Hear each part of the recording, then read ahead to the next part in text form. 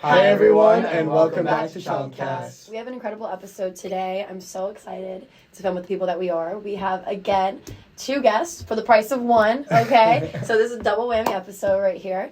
Our first guest is Miss Shane Tews. She is a non-resident senior fellow at the American Enterprise Institute, where she focuses on digital economy issues, including artificial intelligence, everyone's favorite word recently, cybersecurity, privacy and data protection, next generation networking, which is 5G, the Internet of Things, international internet governance, international information and communications technology, and emerging technologies. She's also president of Logan Circle Strategies, a strategic advisory firm. She's vice chair of the board of directors of the Internet Education Foundation, vice chair of the Internet Society's Washington, D.C. chapter, member of the board of Seed AI, chair of the board of directors at Tech Freedom, and previously she served as the co-chair of the Internet Governance Forum USA, and former chair of the Dynamic Coalition on the Internet of Things of the Internet Governance Forum. She was a member of the board of the Information Technology and Innovation Foundation, the Information Technology Industry Council, and Global Women's Innovation Network. She also managed internet security and digital commerce issues as vice president of global policy for VeriSign. She began her career in the George H.W. Bush White House as a deputy associate director in the Office of Cabinet Affairs and later moved to Capitol Hill as a legislative director for Representative Gary Franks. So, all of that to say, I don't need to say very much more. She's incredible. The bio speaks for herself. This is a big name, guys, that we've got today, and someone that is just a wealth of knowledge on these areas that may seem complex, but throughout I'm not the most tech savvy person, but throughout, other than to make a podcast, of course, but she explains it in such a way that even if you're not thinking this episode is for you, it is, because she makes it very applicable. I feel like I was not lost at any point of this. I mean, that is my job to not be lost at any point of this. But if I was just listening, I wouldn't either. So definitely an incredible guest, and I'm excited for you guys to listen to her. Yeah, and I've had the honor of speaking with Miss Shane Tews and our other guests, which I'll introduce right now, and that's been nothing but the best conversations I've probably had in my entire life. So introducing our second guest, Dr. Mark Jamison, who's the director, and Gerald Gunther, professor of the Public Utility Research Center and director of the Digital Markets Initiative, which I'm a part of, at the University of Florida. He provides research and international training and research on business and government policy, focusing primarily on information technology and the utilities industry. Dr. Jamison's current research topics include competition policy and regulation of information technologies, institutional development and regulation, and competition and innovation in the information sectors. He's conducted educational programs in numerous countries such as Africa, Asia, the Caribbean, Europe, the Pacific Rim, North, South, and Central America. Dr. Jamison is also a research associate at the UF, the Center of Public Policy Research, and a non-resident senior fellow with the AEI, American Enterprise Institute, just like Shane is. Dr. Jamison also served on the U.S. presidential transition team in 2015 through 2016, focusing on the Federal Communications Commission. He is the former Associate Director of Business and Economic Studies for UF and the Center of International Business Education and Research. He also served as a special academic advisor to the chair of the Florida Governor's Internet Task Force and as a president of the Transportation and Public Utilities Group.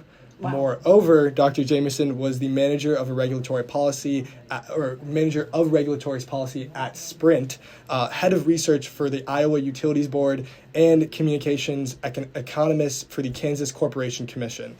That all to say that all of their accolades and accomplishments speak nothing but to their character and how hardworking they are every single day. I see them researching, typing, and reading all day, every day, and it's just something to kind of look up to, honestly. I'm telling you, I was counting it on my fingers, and I ran out of fingers, ran out of toes. Like, these people have done so much, and I am so excited for this conversation today. Excited for you all to listen. Yeah, not only do they have a vast array of knowledge, but it also, there's a practicality to it, and they're such well-rounded and understand not only the research and the technology behind what's happening in our society, but how it applies and affects us as people. So it's been super interesting to learn about them and their stories, and we're super excited for you guys to listen. So, without further ado, let's get into this episode. See you soon. All right, to get started, what technology trend are you both most excited about right now? Artificial intelligence. I mean, it's kind of winning hands down 99.9%. It's taking over everything. People are adjusting to it. They're getting more used to using the tools. I think it's more of a probably an age barrier and a just the people that are not used to being around it aren't spending as much time of it with it. The people that are just amazed, and it's really kind of game changing. That's fantastic. And I think that's fair. Just to be different, I'd say all the above. Because we always are able to use all these new technologies to improve our flourishing, human flourishing. So I'm excited about all of them and all the things we don't even know about yet. Perfect. I love it. So kind of going back into the past a little bit, even though we're super excited for the future, if you could have dinner with any historical figure in technology or politics, who would it be and why?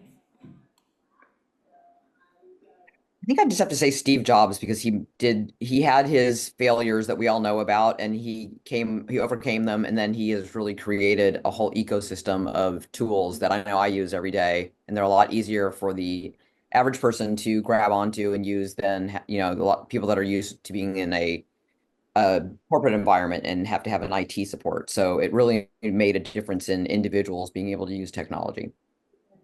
And I'd rather have a banquet. There's a whole lot of people I'd like to learn a lot from. If I had to narrow it down to one, it's a little bit off the track, but I'd like to sit down and listen to Abraham Lincoln a bit and find out how he conceptualized and then pulled off, holding a very divided country and pulling it back together into a single country as in the brief time that he had, but he set up the framework for it. I'd just like to know how he thought about that and pulled it off. Definitely. Yeah, both great answers. And along that same lines, is there any book, show, or podcast that you guys believe has challenged your perspective recently? Any good recommendation for our college listeners? I'm a huge fan of Stratechery. It is by Ben Thompson, who is originally from Wisconsin but lives in Taiwan, and he has a couple others as well. But Stratechery is the one that I listen to the most often. It just really lays out both from a technology but a kind of Wall Street analyst perspective what's going on in the technological space. One I like it's a fairly deep dive, and again, it's a little bit more philosophical, is We Who Wrestle with God. Jordan Peterson wrote that. He just shows that the basic ideas that we still live by today actually have centuries upon centuries, thousands of years of history that have been proven to be important. And I learned a lot from it. So it didn't so much challenge my thinking, but really enriched it a lot. Yeah. And I know I've had so many conversations with each of you, and you have a plethora of knowledge on so many different areas and aspects, of the world around us. So just speaking of that, what's the most surprising fun fact about the world that you may have learned recently or you would just like to share with our audience? I know it's a tough one. Yeah, it's a very generalized question, but I guess I've been watching it for a little while, but this current administration has brought to our attention the fact that the polar ice cap no longer being in place over what we'll call the North Pole really is going to make a difference in all of our lives. So I pay a lot more attention to that. There is a reason why there's an interest in Greenland. Yeah, and I like to keep in my head, and I encourage other people too, that imperfection is perfect. And I got this from talking with some of my students that have become parents, and they worry that God, I'm just not perfect. I keep making mistakes. I says that's your job, is to help this child learn how to grow up in a very imperfect world.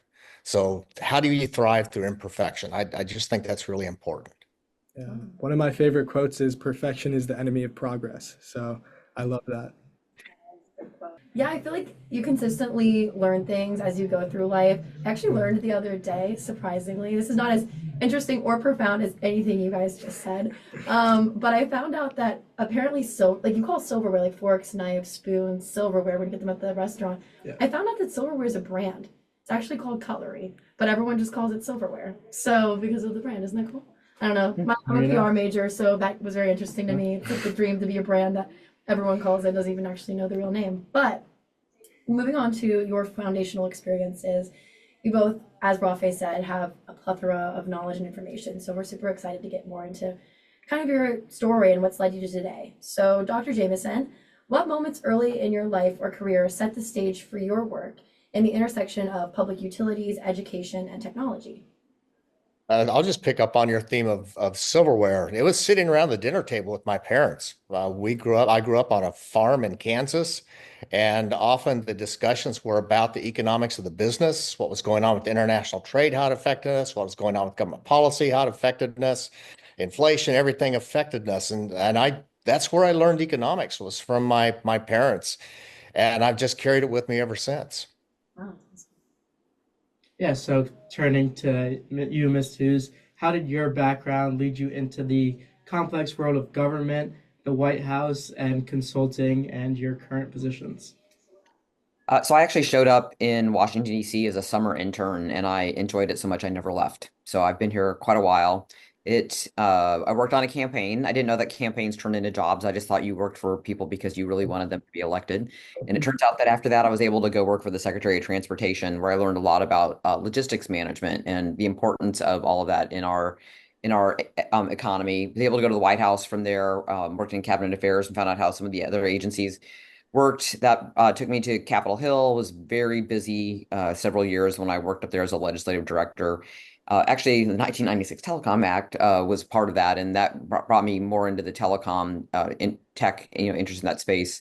I worked specifically in technology for 12 years at a company, and it was really just when the internet was coming along. So I've watched it grow and really seen all these amazing changes firsthand, which has been fascinating. Which brought me over to the American Enterprise Institute, originally to do a cybersecurity program, but now we do a full, technology and innovation and the economy program. Wow. Yes. And Dr. Jamison, I know that we've talked a lot about formative experiences and relationships in your early years that, still influence you today. So if both of you could just touch on some of those skills or lessons that may have been unexpected, but also have taught you in those early years so much about, what is going to happen in the future. Go ahead, Shane. I'll say actually that first job I had with the Secretary of Transportation, he was a really great guy. He liked having a strong team around him. I learned so much. He included me on everything. And I learned to ask a lot of questions, which is something that I continue to do today is, you just don't, you've not the, you have the capacity to always learn more and you don't know everything. So he just said, come to these meetings with me. And I was able to find out, meet some very interesting people while doing that. And I've always kept that as kind of my top of mind idea. I'm always amazed when you walk in a room and there's people that talk like they think they just know everything about the topics. I'm like, they're not learning much if they're spending all this time talking. So listening and learning is really important. Mine goes way back, second grade. We put on a little school play, and then I had some role in it. But the teacher told us that whenever you speak, you have to sound like you mean it, and you have to have a lot of emphasis in what you say. And I thought, well, that sounds really important. I think I'll practice that. So I've practiced it ever since, and that has really influenced what I've been able to do. And you don't remember the role? I was one of the guards standing outside the castle. I Ah. had no speaking lines, but I spoke anyway. I love that. And also, Ms. Tews, I feel like I've talked to so many people that have been in the, DC, Capitol Hill sphere, political sphere, and they always say, work on a campaign as their advice that they can give you. Work on a campaign when you're young and do that. So I find that really is really interesting because you followed that and you didn't even know the opportunities that it would lead to. So definitely for our listeners, it both of your stories and what you learned early on is talking about those opportunities that you can get early in life and kind of pivot from them. And so I really, really appreciate those sentiments. So talking about, your journey to UF, what made you come to UF, Dr. Jamison, and what keeps you in Washington, D.C., Ms. Tews? All right, so what got me to UF? I was in my mid or late 30s, something like that. And I'd worked in government, I'd worked in business, and I'd kind of done everything in that space. And so I had a pivot to make. Either I was going to target becoming a business executive or I was going to target becoming an intellectual. And I got a call from the University of Florida saying, hey, we're starting international training utility regulation. You know something about that. You want to come help get it launched? I said, okay, that's the direction then. And I've been here ever since. And as I just said, I came here as an intern and I decided to stay. Part of it is I say I'm a DC mutant. I've thought about leaving and going other places, but I just really like public policy and I like working on it. And it's really important to everything that we do. So it's kept me here and I've been lucky to keep learning and being on kind of cutting edge things like technology. And just following that up, what kept you, in those same spaces, moving forward, wanting to innovate, wanting to pioneer, new businesses, new ventures like the Public Utilities Research Center, Dr. Jamison, and for you, Miss Tews, joining the AEI or creating your own consulting firm. Like, what were those, valuable principles or past kind of history that allowed you to gain the knowledge to do, incredible things? Why Good. don't you start? I was gonna say, why don't you start? Because what you're doing with the public Okay. is just so Sure. fascinating. Yeah. So kind of, well, I'm a very curious person and I want to do things. And so I get bored very easily. So I always have to do something new. Back when I was in corporate America, I took any class I could take that they would offer. One was I took several on leadership, one of which gave us a personality test. And I don't remember the name of it, but essentially you were supposed to find yourself along around the circumference of a circle. And it turns out that I was on two opposite poles, 180 degrees from each other, one of which was an intellectual that wants to figure everything out, and then this executive that wants everything to happen. And okay, I said both of those. And so running a research center where we can innovate constantly and work with really smart students fits me perfectly. Awesome. I also a very curious cat, like to know how things operate. One of the things that's really nice about working at a think tank is we have lots of people who come to us because they want us to understand what they're doing. I did a whole thing on financial technology, fintech last night. That was an area that I haven't spent as much time as I have in others like telecommunications or spectrum management. And it was just really interesting to hear what they're currently working on, what they're concerned about in the regulatory process, the challenges they're having both in the United States and globally to get people to adopt, more digital presence and how they handle their finances, and how, the few places that seem to be doing it a little more efficiently than we are. Yeah, I love hearing about both of your stories about what led you to these roles that you're currently in, and specifically you, Miss Tews, the like we are all in a position kind of now, all of our friends, our listeners are in the experiences of getting those initial internships and starting to learn, figure out what we want to do in the real world.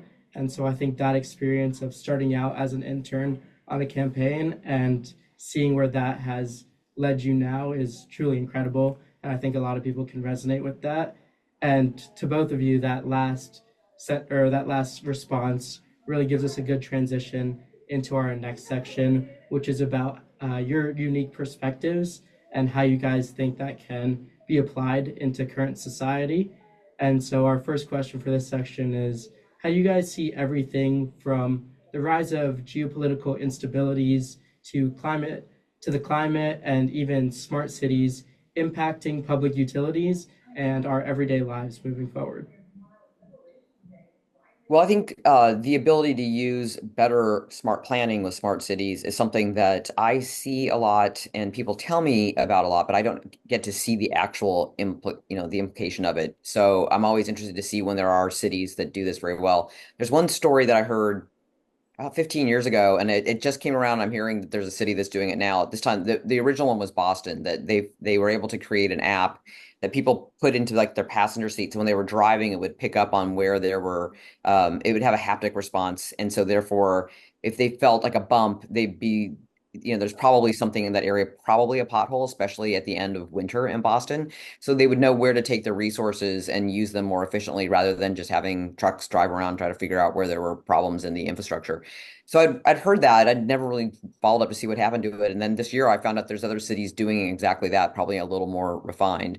But there's a lot in smart cities that would help with it, because you're using your resources more efficiently, you're going to help with the environment just as a native next step on that. The ability to just utilize, the efficiency of your time when you're driving, if they get the lights right. Whenever you're in a town or a city and they have just a good flow of traffic, I have an innate appreciation for that versus places I happen to be in Washington, D.C., doesn't seem to have that in order. So there is technology that you use. I think part of the challenge is that we see for these, especially cities, is they buy something and then they want to kind of eke every last dime out of it, and that's not really the way technology works. You need to make sure that you're completely staying up to speed with everything, just like with your phone, how you do the updates. You need to be updating the smart cities strategy and technology along the way to make sure it continues to be cutting edge and give you those advantages on things like the environment and using your consumers' time well.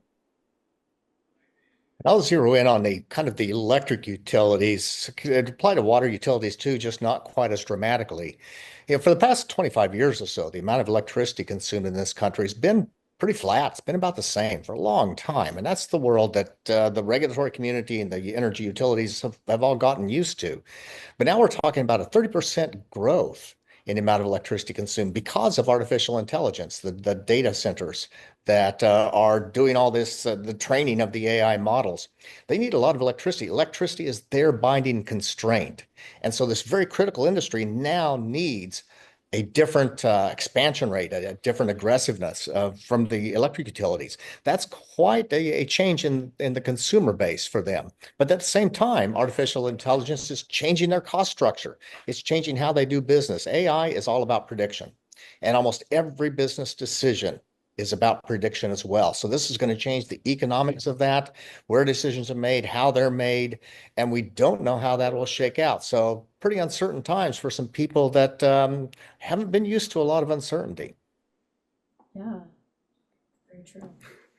That was very profound, Dr. Jamison and Miss Tews. I mean, hearing you guys speak on these subjects and just like I said before, the amount of information that all of you have, it's absolutely wonderful to hear. I know both of you were insane pioneers within the Internet of Things, and that entire movement. So kind of looking into how it has expanded, like Ms. Tews had mentioned, from when it just started, what do you see as the biggest misconceptions around the Internet, but also the biggest challenges moving forward with artificial intelligence as well? So you kind of combine three things there. We have the Internet of Things, the Internet, and AI. So I'll take them in that order. Internet of Things. There's no 5G cancer scare. There's absolutely no supporting evidence for that. That one was a thing that went around during COVID, so don't worry about that.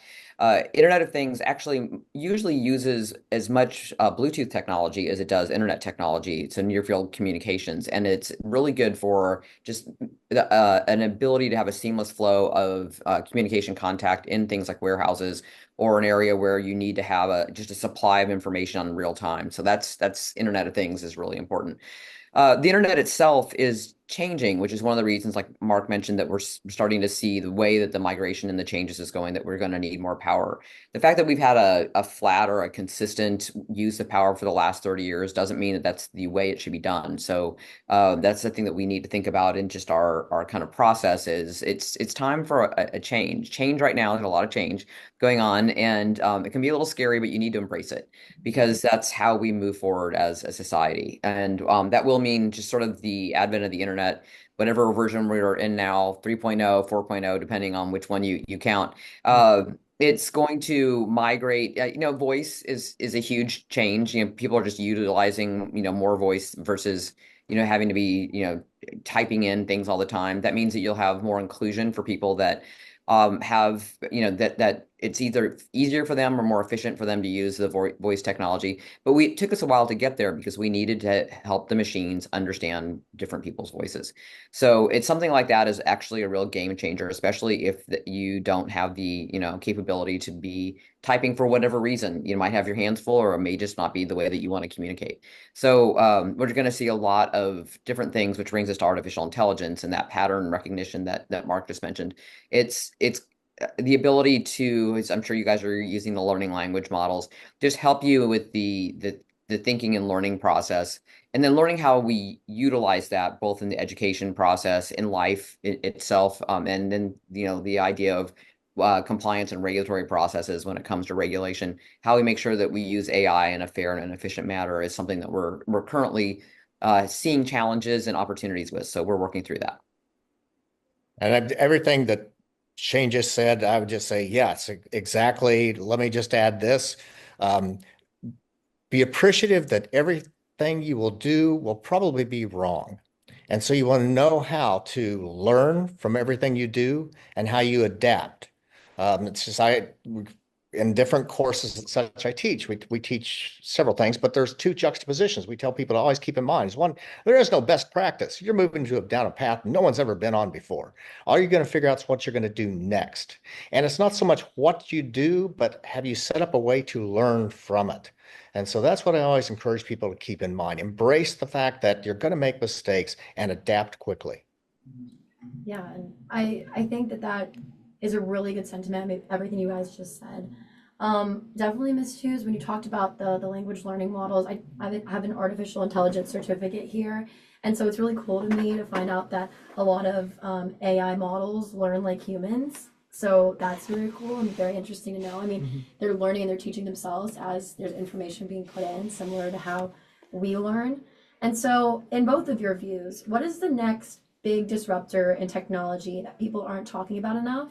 And then also, kind of to piggyback off that question, talking about the future of AI. I know that there have been talks about artificial general intelligence and ASI. What is kind of your opinion on that moving forward, what that looks like, and maybe if there's some misconceptions with that that are out there? I know that it's a buzzword right now for some people in politics and the news. So what is your opinion on that? So to give you an example, because it's easier to sometimes to focus on one thing, the ability to use artificial intelligence in the medical field will just be a completely game changing. I think to myself when I hear what they're up to, that it's almost like we're going to feel like we've been treated with witchcraft up until now. I mean, it's just certain things go wrong and you can't see things. Like like if you need an MRI, you realize that you needed to be able to actually have that visual to probably have the best care versus what a lot of people are doing is making very educated guesses. And that's the best current effort that we have. So the ability to utilize that for much more effective research and now training and then a decision-making process. So there's a breast cancer study they've been doing in China for quite some time, and they just you can read the mammogram so much clearer once you use artificial intelligence because it can detect things that are an abnormality at a better capability than our current system where the human eye is not very good at all. And then the ability to then put that into a protocol so you're into a resolution and a solution process much faster means more people are going to survive things like that. So I see that as one of the best examples because it's very concrete versus other things that are going on. Obviously, it's helping in marketing, and there's a lot of other areas in that are great. But I think we're going to see a really big expansion on artificial intelligence in its use cases. Yeah, I agree. It'll be all those things, and one of the things here, this won't surprise you, that I try to keep in mind is that we actually don't know where this is going to go. That's what we mean by innovation. I was talking to a foundation a month or so ago, and they were thinking about, we were surprised by AI that we kind of caught off guard. So we put together a group of really smart people to figure out what's going to happen next. I said, well, if they figure that out, it's not innovation anymore. So we're all going to get surprised by it. And that adaptability I mentioned earlier is going to be really important for all of us. Yeah, definitely a common theme between both of you has been change and adaptability. And so diving into your research specifically, how has your research or your policy interests changed over time as technology and global dynamics have continued to evolve? I guess one thing that both Dr. J and I work on is infrastructure and especially telecommunications infrastructure. And there is still some challenges on what our ultimate goal is. And Dr. J and your team have done a lot of work in this space are we trying to connect as many people as possible? That's a great goal. But a lot of times we find out that once we actually get these programs running, there's other goals that are as important sometimes to the policymakers that they put in place to be able to get the funds out the door. So that brings in a couple different questions. I actually was at an event yesterday where the FCC, Federal Communications Commissioner Anna Gomez was, and I was asking her to give us some of the top level thoughts. There was a program during COVID called the American Connectivity Program, was that it? Or the ACP. And the reason why they were able to get the money out the door so quickly was because COVID, people were just willing to kind of take the normal reins off and just say, let's get money out there. So people got connected very quickly. They were able to make a choice. They were given basically a virtual voucher. And what they found was people wanted to go mobile over what we'd say is traditional like a cable.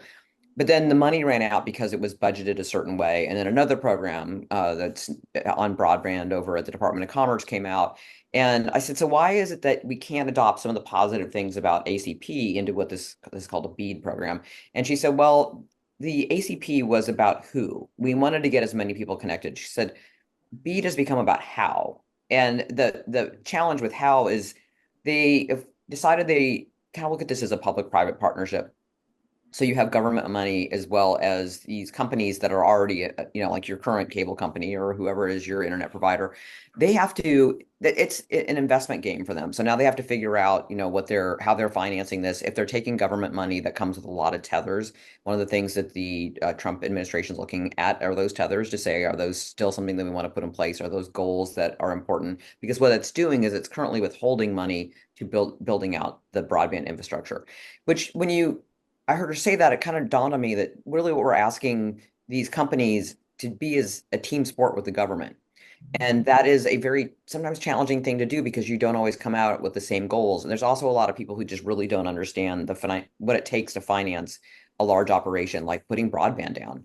So that's something that I know Mark works on all the time. I learn a lot from him and his students in that area. But if we want connectivity to be the goal and the number one goal, we need to think about all these other ancillary things that we tether into these programs because it's keeping us from getting more people connected. Yeah, just building on that BEAD program, it's a fascinating case study in the economics of political decision making. So we might have a goal, and that's what's talked about. If we're going to get everybody connected, but if you look at the actual law, it has like 6, 7, 8, 9, whatever objectives, some of which work against each other. And then when it starts getting implemented, the bureaucracy adds even more objectives.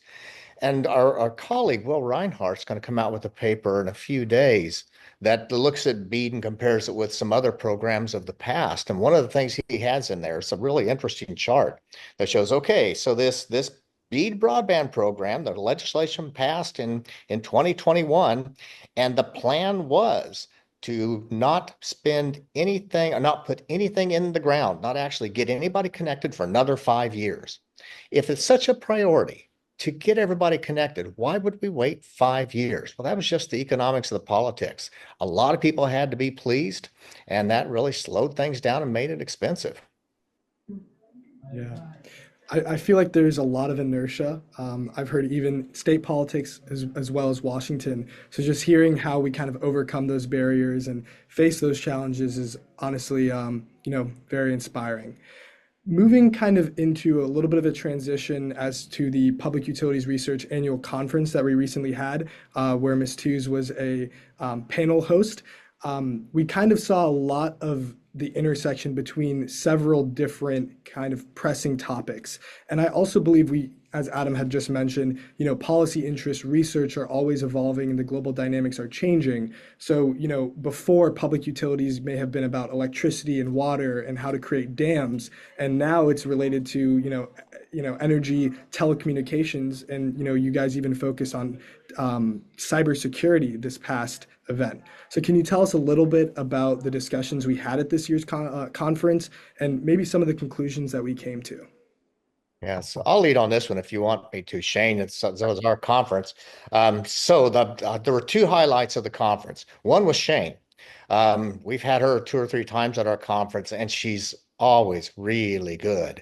We would have her all the time if we could, because there's a unique talent in Shane of being able to see such a broad scope of what's going on, to be able to connect with the people who are involved in it and connect the dots and make sense of it. It's a rare talent. I really, really do appreciate that in her.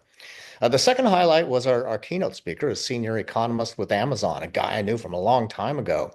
And what he crystallized for people is something I'd said earlier about artificial intelligence. Amazon's on the cutting edge, no doubt about that, is doing really important things. He said, but all it is about making it cheaper to make predictions.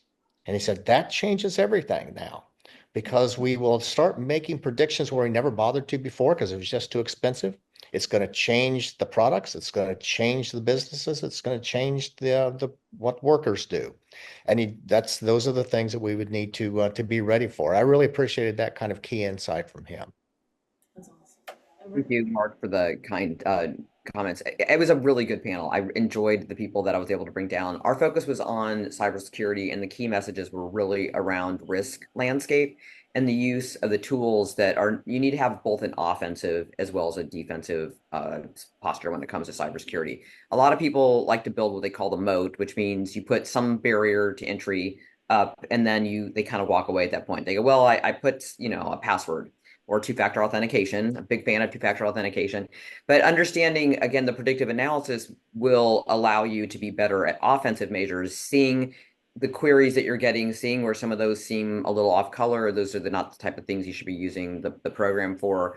So that means you're wanting to protect both your network and your employees. In some case, you're trying to protect your network from your employees who are just being naive about what they do. So training is really important. And I gave some guidance. Our panelists gave some really good discussion points and some ideas for the utility operators to think about. One thing I did mention was that every once in a while, I just grab my phone and I look at all the apps that are on my phone and realize I read Wired magazine a lot. I download these apps and then I've never actually gotten around to using them. And if I haven't used them in a month, I delete them, because a lot of times what they're doing is just sucking information off of their parasites on your phone. So I mentioned that, didn't think much of it. And then Rebecca, who runs the program with Dr. J, sent me a note later. She goes, I don't know what you said, but the coffee break afterwards, everybody had their phones in hand. They were all deleting apps. So I'm glad one thing got through, but it's just sort of a reminder that sometimes there's things that are attached to your network. You kind of forgot why you put them there. And that's actually what we had this last fall with what they called Salt Typhoon, was when the Chinese were able to get into the US telecommunications network because they had figured out how to get into a portal and then just siphon information off of the system. So things that we should always keep in mind, both personally, professionally, when it comes to cybersecurity. So, in addition to deleting our apps and having more awareness with that, and stepping back from being super accomplished like you both are, and we're students, more on the student perspective, are there particular skills or mindsets that you believe students like us should focus on as they prepare for future careers?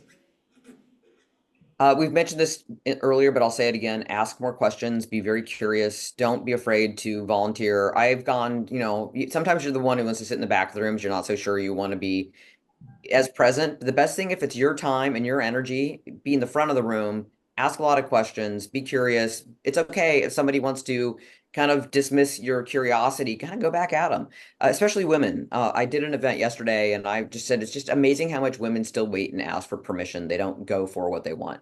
So you need to really kind of be your own advocate is important. And the other thing is, stay on top of it. You need to you need to do the homework. You got to do the work all the time.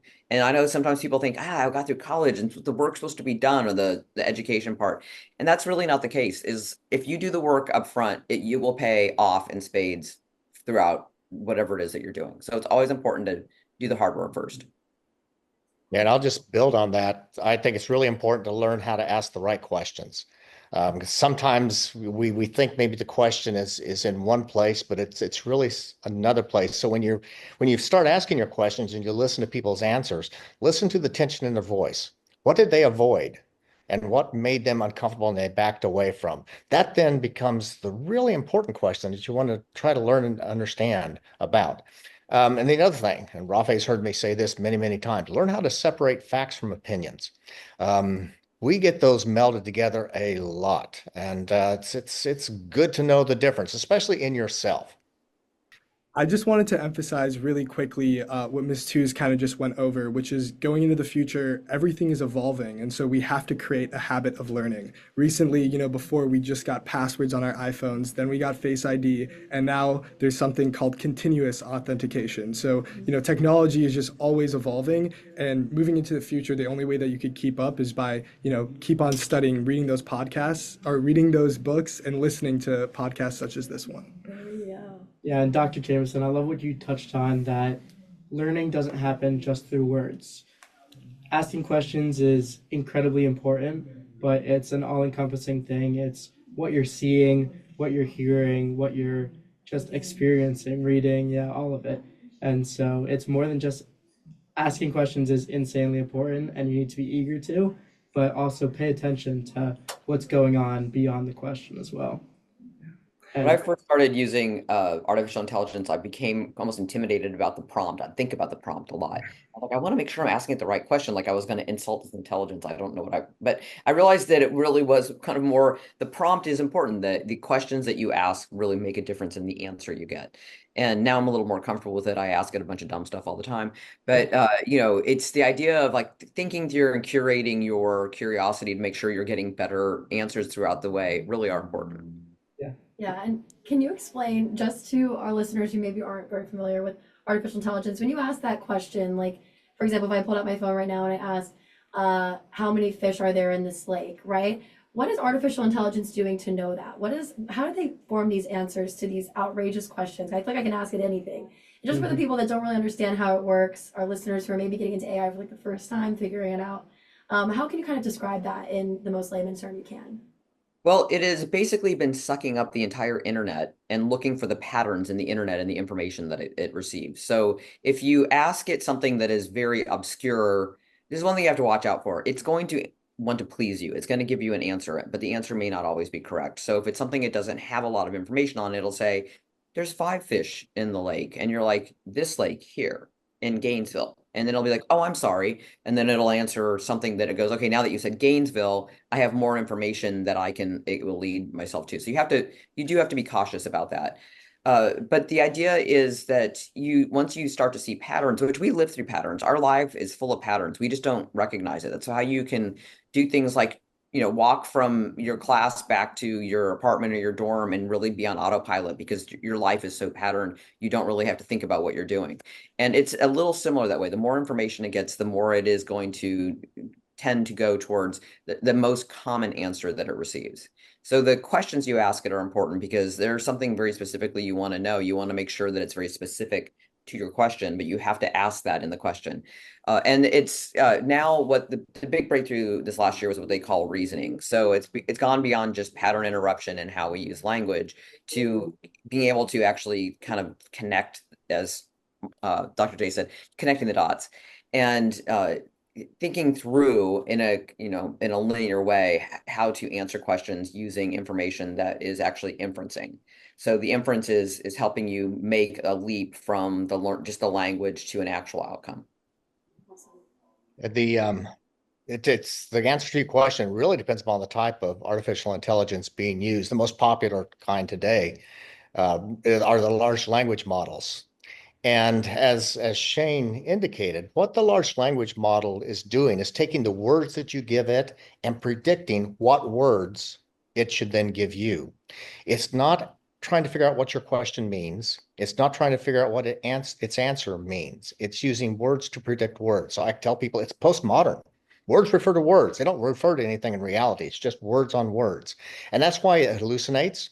It will give you an answer, but it doesn't care whether that has any relationship to reality because it has no idea. It doesn't know exactly what your question means.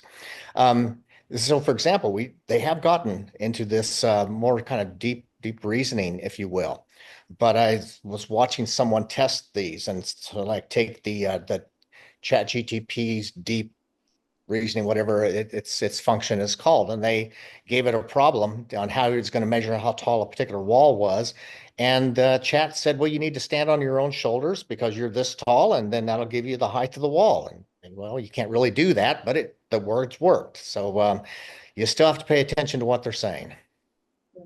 Yeah, that's very interesting. And Ms. Tews, you touched a little earlier on our kind of global situation in terms of security, but I also want to dive in a little bit of it's important, just like AI does it with the internet, that as researchers and professionals, you kind of look at the entire world and see what other people are learning and how that contributes to your own information. And so, are there any international developments, whether it be policy shifts, technology breakthroughs, or cross-border collaborations that you guys are paying close attention to in your research?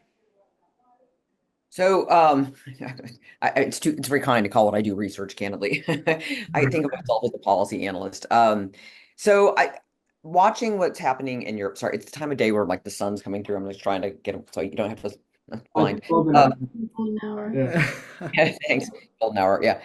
But this last administration was very happy to let Europe lead in really going after the US technology companies, which was really sad and unfortunate because they're so innovative in what they're doing. And when I was just watching a hearing actually right before we started this podcast, and it just sounded to me like they were all complaining, like they were just having a horrible therapy session about something they were mad about. But nobody ever wants to say what it is, why they're actually there, right? Because they're, so the the companies have been challenged and had to spend a lot of time and energy that they could have been doing something that would be more interesting to consumers.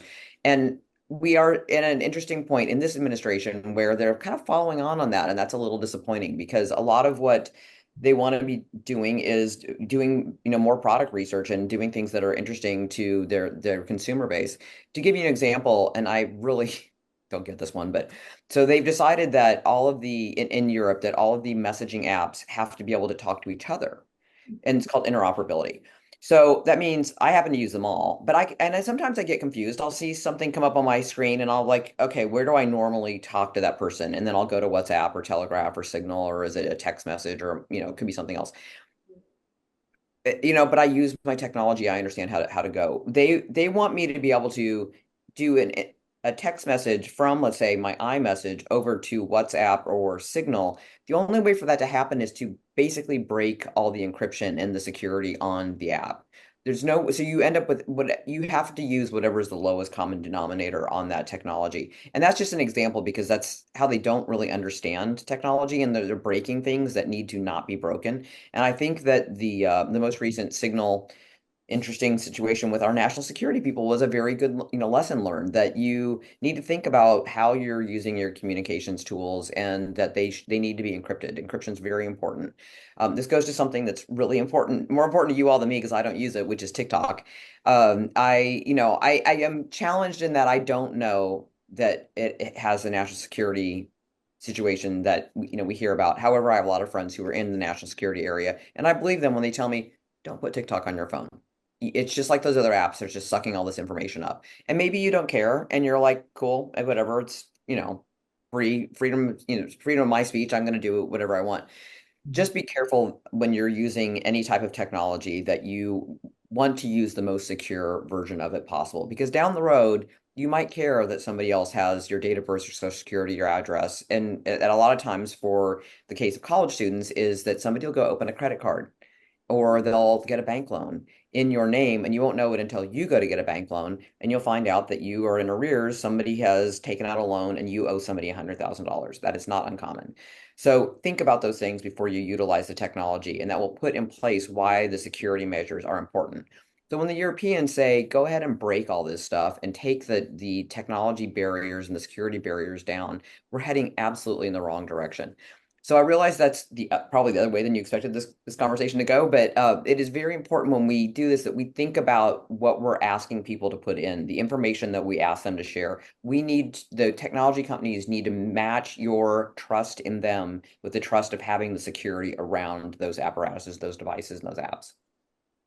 Yeah, and just building on one of the points she was talking about, it's very tempting for any of us to think we know exactly what someone else should do. We view our own lives as pretty complicated, but those people's lives, they're pretty simple. I know what they should do. And so in the Europeans' case, we got this happening in the US too. It's a whole lot of other countries. Just thinking they know exactly how these tech companies should design their products, and they know where they should offer them. They know what they should be priced, even though 90% of the companies blow it and go out of business.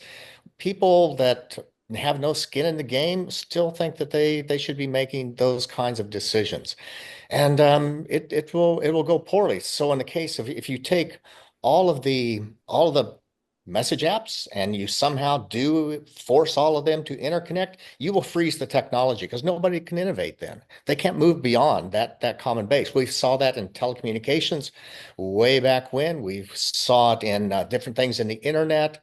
We saw it in telecommunications even more recently. Once you require everything to interconnect, everything starts looking the same, and that really stymies where you can go in the future. I'm really pleased and happy with my work at the PURC, and just, the ability to understand and know everything that you guys are talking about right now. I know our last year's research with Dr. Jamison was heavily emphasized how, in the 90s, the US and the EU were competing with one another to become the technological innovators of the world. And now that has led to the EU becoming the technological regulator of the world. So, having those conversations and discussions are just so amazing to have, and really, really appreciate both of you for kind of telling us a little bit about it.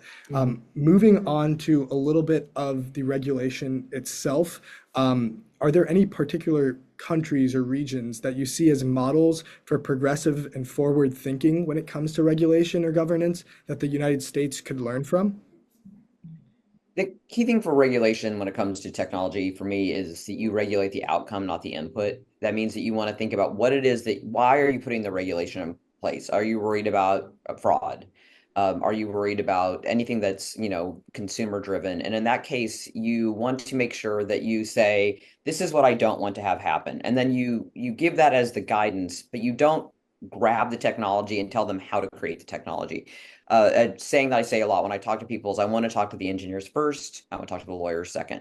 The reason for that is that the engineers are the opportunity people that are like, here's what is possible. Once you start talking to lawyers, their job is to think about risk. And so they want to be able to cabin off as much risk as possible. And so their native instinct is to have whatever you're working on do less versus more. So when it comes to that regulation, that's what we generally do here in the United States up until the last couple of years, is that you think about, I want to do case by case concerns around harm rather than a blanket, I want to walk away from anything that might possibly harm someone. Because as Mark just pointed out, the innovation cycle really surrenders once you get into that kind of thinking.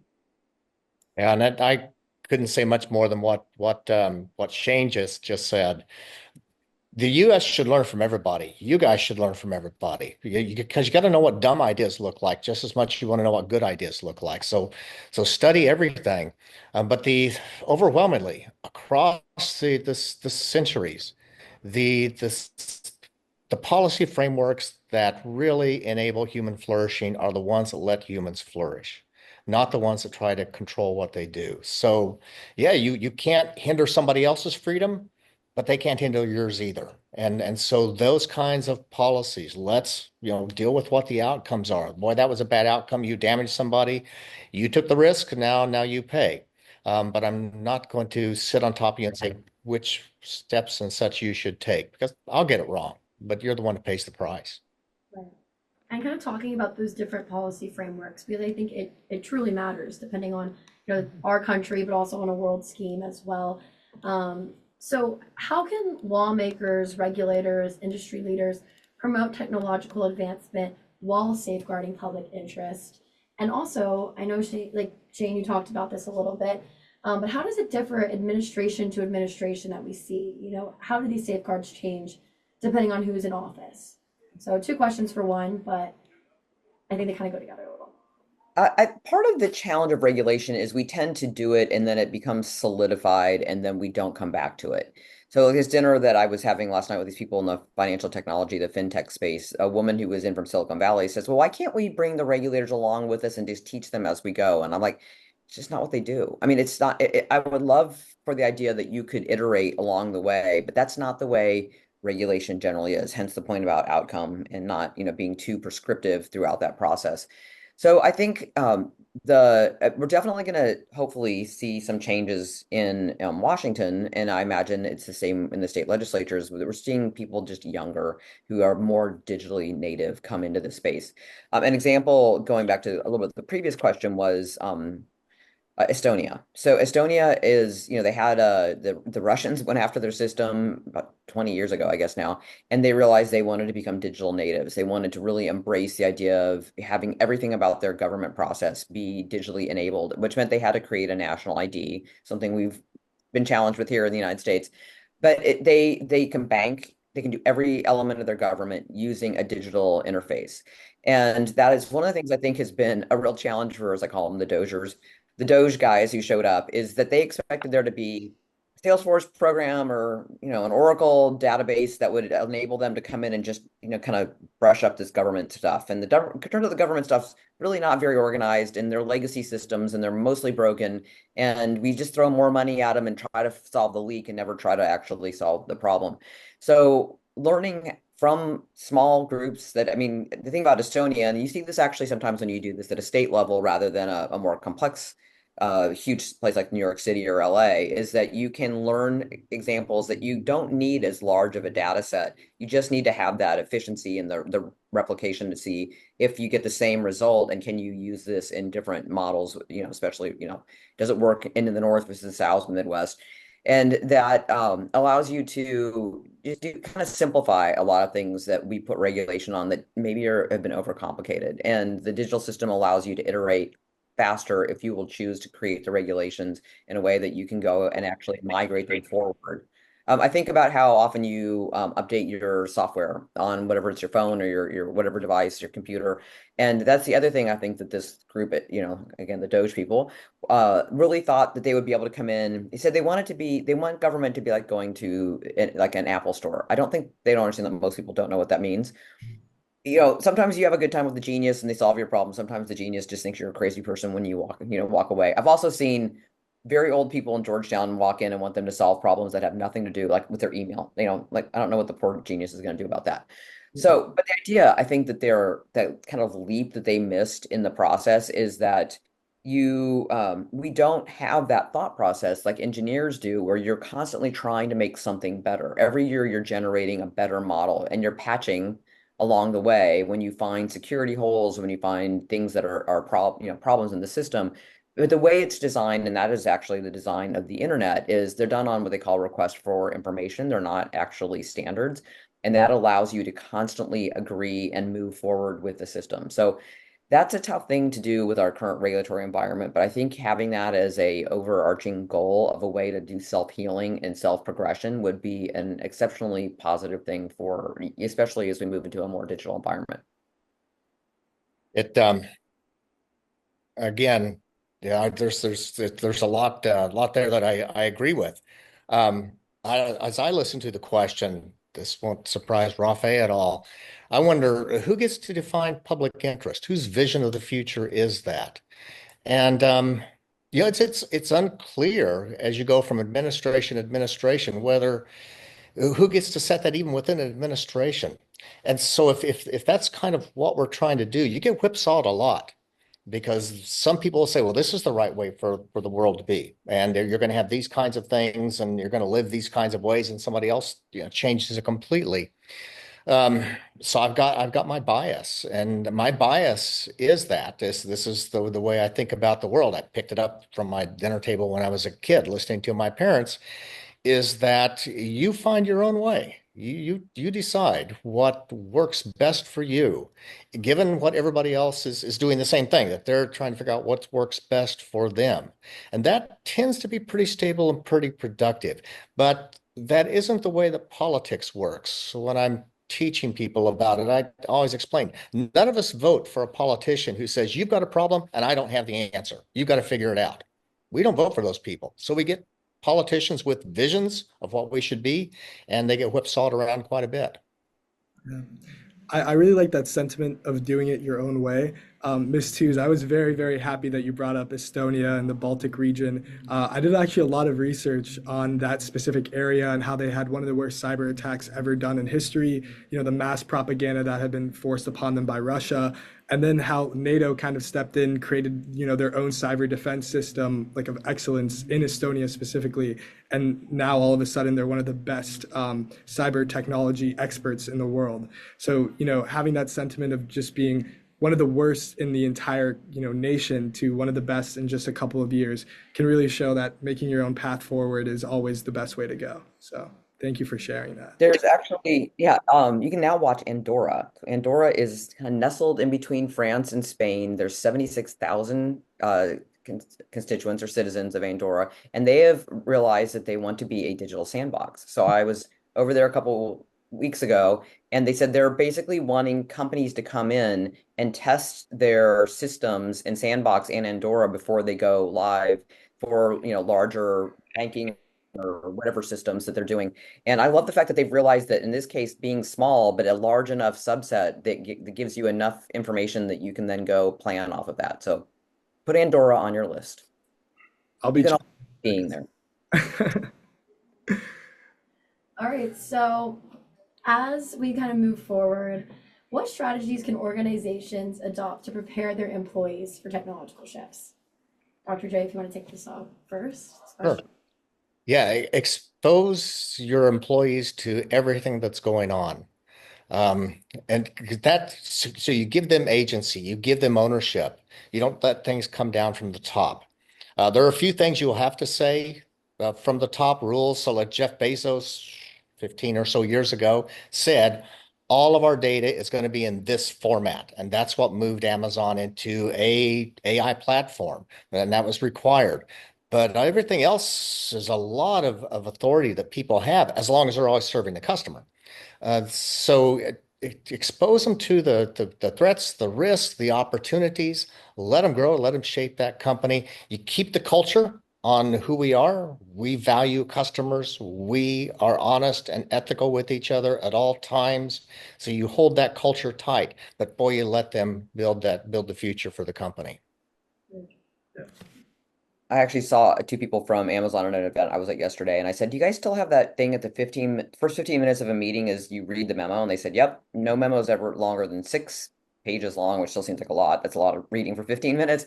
But the idea is that, I imagine you guys feel this way now that we live in this Zoom universe where you go hour by hour by hour to one thing to the next, and at the end of the day, you're like, when am I supposed to do the work?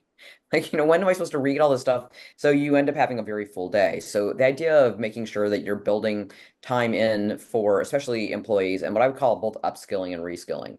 So as the environment is changing, we want to adopt the technology, but make sure that you don't just assume people know how the technology works. So, give them the tools to learn things and move along with this. There are lots of examples. AT&T about 10 years ago said they looked at their legacy systems, they looked at their advanced systems that were coming out, and they looked at their age. They have a more senior group of people that have been with the company for a long time, and they said, okay, here's the deal. We're moving in this direction.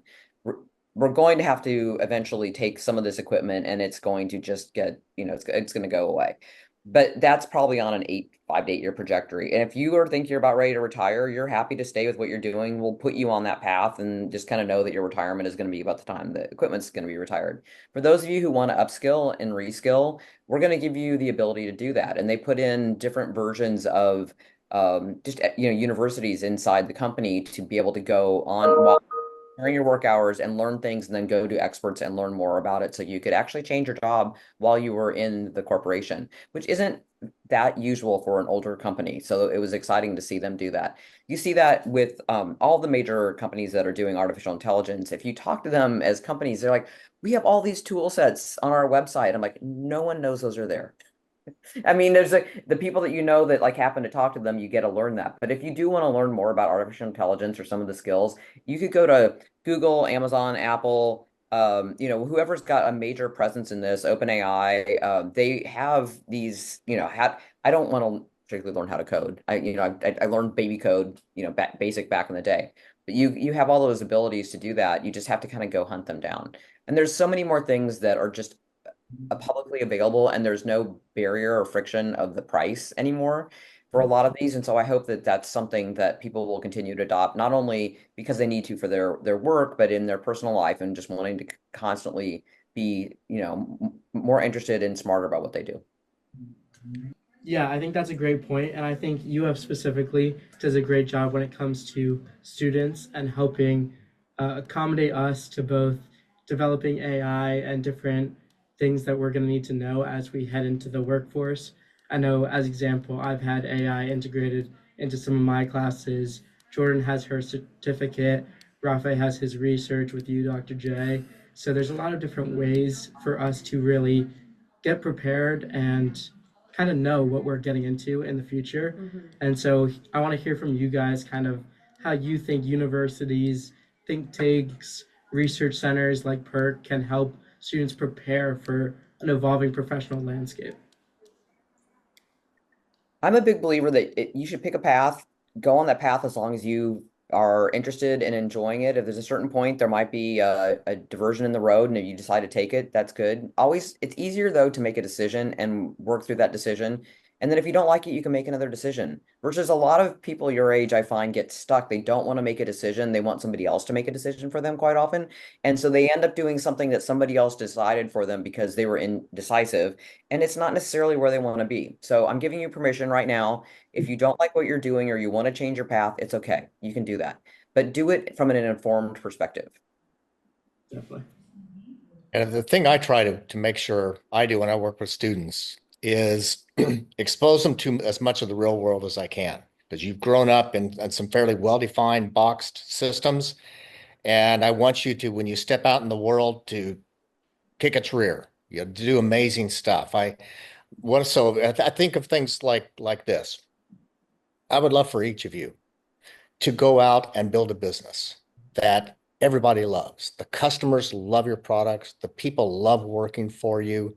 The investors are making tons of money off of it. And it's because of this. And so we know from our research that when somebody becomes a billionaire, now let's just keep the numbers easy. Let's say you become a 2 billionaire. How much value did you create in the world that other people got?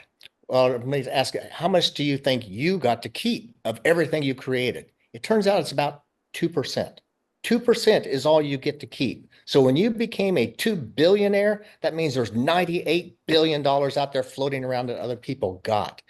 No academic accomplishes that. Nobody in a think tank accomplishes that. Nobody in politics accomplishes that. It's only the people who build great businesses.